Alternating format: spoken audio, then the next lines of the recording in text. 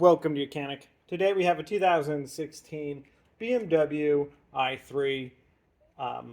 This is an i3 Rex, so it has a range extender motor in it. And so I'm going to show you how to be able to get into the fuel compartment so that you can add fuel to the vehicle. So up here at the front of the vehicle, on your right hand side, we have a door here for us to get in to be able to add fuel. Now you push on it, but because there is an actuation motor or unit, we need to unlock that first, otherwise it won't unlock for your safety. So you either need to have 12 volt power supply to be able to hit the actuation motor for it to work, or if you don't have power because there's been an issue, you'll go through the process to be able to get in to the hood compartment via pulling the cable that opens that up, and then there is a cable right inside the hood to be able to open this up, and I'll show you all of that. So coming over here to the left hand side of our vehicle, being where our left foot would be, we have all the buttons here. We have the fuel door here, the hood, and the trunk. So we would tap, if we needed to, we would hit the hood to open it, but if there's not enough 12 volt power, you need to use your cable to open that up.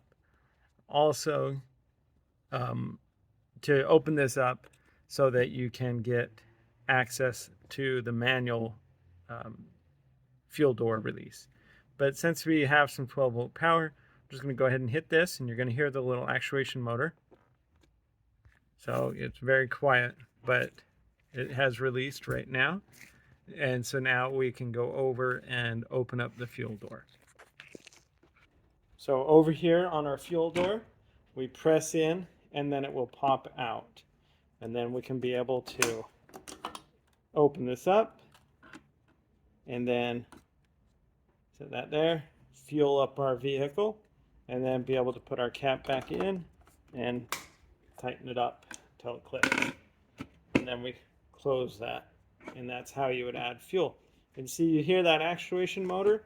That is gone back into lock mode because we have closed it back up.